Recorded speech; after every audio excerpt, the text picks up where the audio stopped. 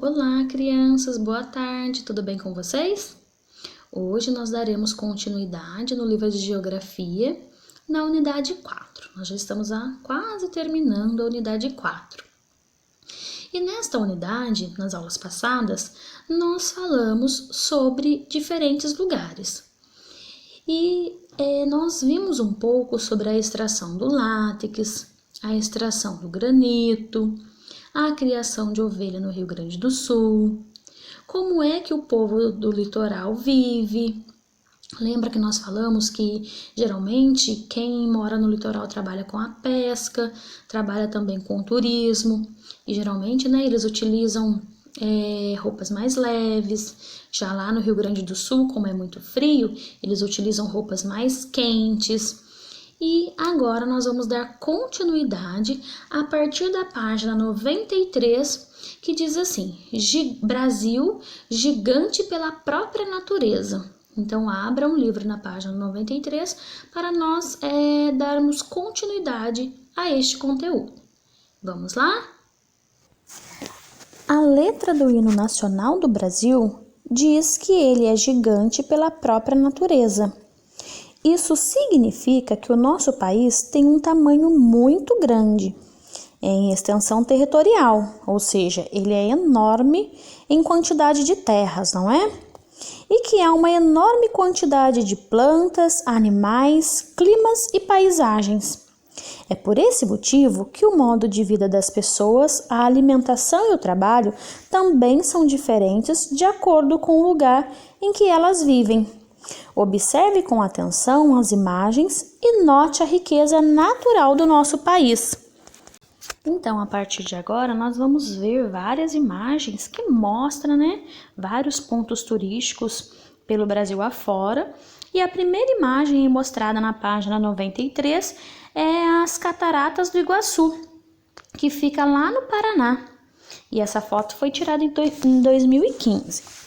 As Cataratas do Iguaçu é um patrimônio natural da humanidade e é uma das 7 maravilhas da natureza. As cataratas são um show à parte em Foz do Iguaçu e é um ponto turístico que recebe pessoas de todos os lugares do Brasil e de fora do Brasil também. Observe atentamente a imagem, olha quão bela é essa natureza.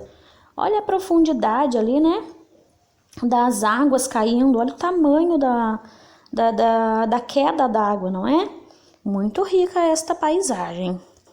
E a próxima imagem nós vamos falar sobre o Canyon Fortaleza no Rio Grande do Sul. E essa foto foi tirada em 2016. O lugar é deslumbrante, olha para você ver que imagem. Essas gargantas com centenas de metros de profundidade mostram ali a riqueza da natureza daquele lugar. E isso é no Rio Grande do Sul. E este é mais um ponto turístico do Rio Grande do Sul, porque quando se fala em ponto turístico do Rio Grande do Sul, logo vem à mente, Gramado, entre outros lugares.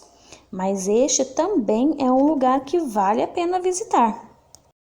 Agora, na página 94, nós vamos falar um pouquinho sobre o pão de açúcar.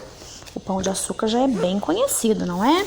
Muitos de vocês já ouviram falar sobre ele, e ele fica localizado no Rio de Janeiro. E essa foto foi tirada em 2017. A emoção de visitar o Pão de Açúcar não é apenas chegar lá em cima no topo dele. Ela já começa antes. Para você chegar até lá, você precisa pegar o bondinho. Ou seja, você já vai conhecendo aí, até você chegar lá no topo do Pão de Açúcar, você já vai conhecendo, já vai vendo, as belas paisagens do Rio de Janeiro. Como, por exemplo, a Baía de Guanabara, a Enseada de Botafogo. E quando se chega lá ao topo, é possível ver grande parte da orla da Zona Sul e de Niterói. E as pessoas gostam de ir no Pão de Açúcar para ver o pôr do sol ou então à noite ver as luzes da cidade acesa. É uma paisagem muito bonita também e é um dos lugares mais visitados do Rio de Janeiro. E a próxima imagem é a Ponte Estaiada de São Paulo. E essa fotografia foi tirada em 2017. Tia Damares, o que é uma ponte estaiada? A ponte estaiada, ela é um tipo de ponte suspensa por cabos que é constituída de um ou mais mastros de onde partem os cabos de sustentação para os tabuleiros da ponte. Então, se você olhar aí na imagem, você vai ver duas colunas, né, que sustentam esta ponte, e a partir dessas colunas, a partir dessas pilastras, partem então vários cabos super reforçados que fazem a sustentação da ponte, ou seja, a ponte fica ali segura por esses cabos. E se você observar, desde o comecinho até o final da ponte, a gente pode observar que lá do lado direito, no finalzinho, parece até ter uma coluna lá embaixo sustentando essa ponte. Mas o meio dela é todo seguro, todo suspenso por esses cabos resistentes. E, tia Damares, onde que eu encontro essa ponte? Somente em São Paulo? Será que aqui no interior de São Paulo, próximo à nossa casa, tem algum lugar que tem uma ponte como essa? E a tia Damares diz que sim. Ali em São José dos Campos, recentemente foi construída uma ponte como esta. Fica lá na Zona Sul e é uma vista deslumbrante. Essa semana mesmo a tia Damares estava fazendo uma pesquisa na internet e eu vi essa ponte. Essa ponte ficou ali também em São José dos Campos como um ponto turístico, porque a vista dela é maravilhosa. As luzes que colocaram ficaram muito bonitas também. Então, vale a pena, se alguém quiser conhecer aqui perto de nós uma ponte estaiada, vale a pena visitar São José dos Campos, tá bom? E ela fica sobre a rotatória ali do Shopping Colinas. E a última imagem são as dunas do Maranhão. Essa fotografia foi tirada em 2018. E se você observar, você vai falar, tia, mas duna é feita de areia. Isso mesmo. Mas então por que tem ali uma parte azul? Parece que é uma água. É porque no primeiro semestre chove bastante por lá. Ou seja, o vento toca a areia e forma ali essas valas. Quando chove, cai a água dentro dessas valas e então formam-se as lagoas. E a melhor época para visitar os lençóis maranhenses é na época de maio a setembro. Então, nesse período é a melhor época para se fazer ali então uma visita, aproveitar para se banhar nessas águas das Lagoas Doce, tudo bem? Então, quem já visitou as dunas do Maranhão sabe quão bela é essa paisagem. E agora, a tia Damares vai fazer aqui uma proposta. Se você já tiver visitado um desses lugares que a tia citou, mande uma foto para a tia se você tiver, ou se não tiver foto, pode mandar um áudio falando como foi a sua experiência. O que você achou desse lugar? Se era muito rico em natureza, se era mais bonito do que na foto. Conta pra ti um pouquinho se alguém já visitou um desses lugares, como por exemplo as Cataratas do Iguaçu, o Canyon Fortaleza, o Pão de Açúcar no Rio de Janeiro, alguma ponte estaiada e as dunas de Maranhão. Tia, eu não visitei esses lugares, mas o lugar que eu visitei é bem parecido. Eu já fui no Cristo Redentor, ou eu já fui em outro lugar que tinha uma ponte estaiada. Conta pra tia como foi, tá bom? Pode mandar um áudio falando um pouquinho sobre a sua experiência e se você realmente acha que o Brasil é rico em natureza, assim como está falando aqui. E eu tenho certeza que a resposta sua vai ser sim. Porque o Brasil, ele é maravilhoso, ele tem vários pontos turísticos muito bonitos mesmo. E que a gente deve aproveitar, sempre que possível, conhecer esses lugares. Agora nós vamos para a página 95, no box Você Sabia? No nosso país, há lugares em que venta bastante. Você sabia que esse vento pode ser muito importante? Os grandes cataventos, também chamados de turbinas eólicas, ou seja, turbinas movidas pelo vento, conseguem captar o vento e transformá-lo em energia. Essa energia pode ser utilizada como eletricidade em nossas casas, nas escolas, nos comércios e nas indústrias. E aí mostra a imagem de turbinas eólicas no Ceará. Essa fotografia foi tirada em 2014. Então, o que está falando aqui? Que nós podemos aproveitar até mesmo o vento e transformá-lo em energia para ser utilizado nas casas, nos comércios, nas indústrias. Então, é muito importante nós conhecermos um pouquinho mais sobre isso também. Agora, na página 96, nós vamos falar sobre as diferenças de atividades no campo e na cidade. Toda atividade feita por pessoas em uma determinada região está relacionada aos recursos que esse local pode oferecer. Existem os recursos que são naturais, como a água, o vento, os vegetais, animais, etc. E os que são produzidos pelo ser humano, como a energia elétrica, a energia solar e a tecnologia.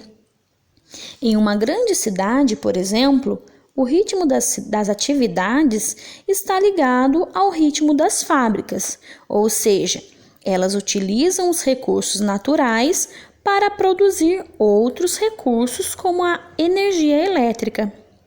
Já nos lugares rurais, a maioria das atividades se desenvolvem no campo, a exemplo dos lavradores e agricultores que geralmente executam as seguintes tarefas diárias, como preparar a terra, plantar, colher, criar animais como vacas, galinhas, porcos, entre outros, e pescar.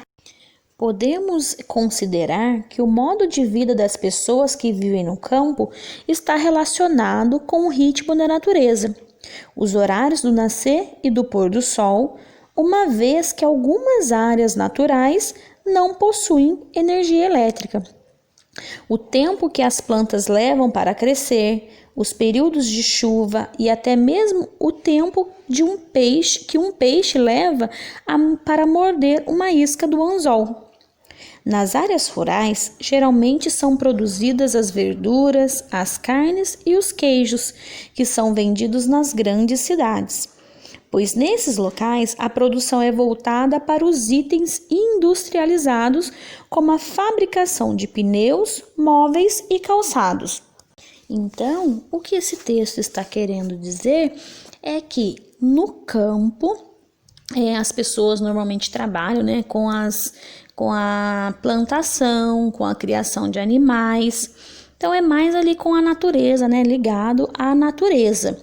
E que esses produtos que são plantados ou os animais são enviados para as cidades e, por exemplo, quem plantou o tomate vai mandar para a cidade o tomate e o tomate será transformado na cidade através das fábricas, das indústrias, serão transformados em outros produtos, como, por exemplo, o molho de tomate, o ketchup.